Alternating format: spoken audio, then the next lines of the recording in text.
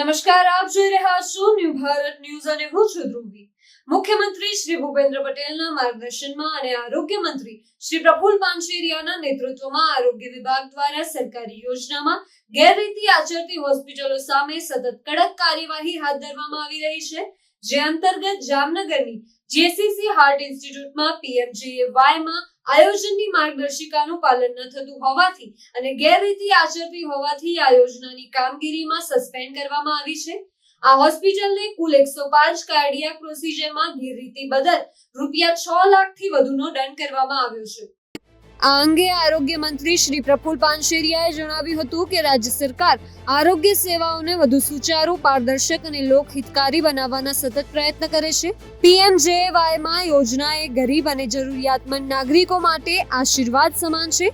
તેથી કોઈ પણ પ્રકારની ગેરરીતિ કે માનવતા વિરુદ્ધ બેદરકારી સહન કરવામાં નહીં આવે.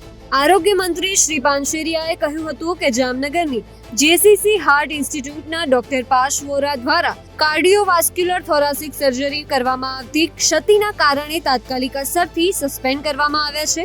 આ હોસ્પિટલ દ્વારા પીએમજેએવાયમાં 2 કેસમાં લેબોરેટરી રિપોર્ટ અને 1 કેસમાં ECG રિપોર્ટમાં છેડછાડ કરી લાભાર્થીઓને કાર્ડિયાક પ્રોસિજરની જરૂરિયાત હોવાનું દર્શાવવામાં આવ્યું હતું. આ ઉપરાંત રાજ્ય કક્ષાએથી આ હોસ્પિટલ દ્વારા કરવામાં આવેલ 262 કેસની વધુ તપાસ કરાવતા 53 કેસમાં વિસંગતતા જોવા મળી હતી.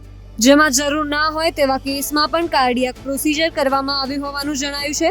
વધુમાં આરોગ્ય મંત્રી શ્રીએ ઉમેર્યું હતું કે આકસ્મિક નિરીક્ષણ દરમિયાન યોજનાની માર્ગદર્શિકાનું પાલન ન થતું હોવાનું જણાતા રાજ્યની 2 ખાનગી હોસ્પિટલોને દંડ કરી તાકીદ કરવામાં આવી હતી. આ હોસ્પિટલો પૈકી પાલનપુરની સદભાવના હોસ્પિટલમાં એમ્પેલ ડોક્ટર સિવાયના ડોક્ટર દ્વારા સર્જરી કરવામાં આવતા અને જૂનાગઢની સમન્વય હોસ્પિટલને નિયત કરેલ પેકેજ કરતા વધુ રૂપિયાની લાલચે અન્ય પેકેજ બુક કરવા બદલ 50,000 રૂપિયાનો દંડ કરવામાં આવેલ છે.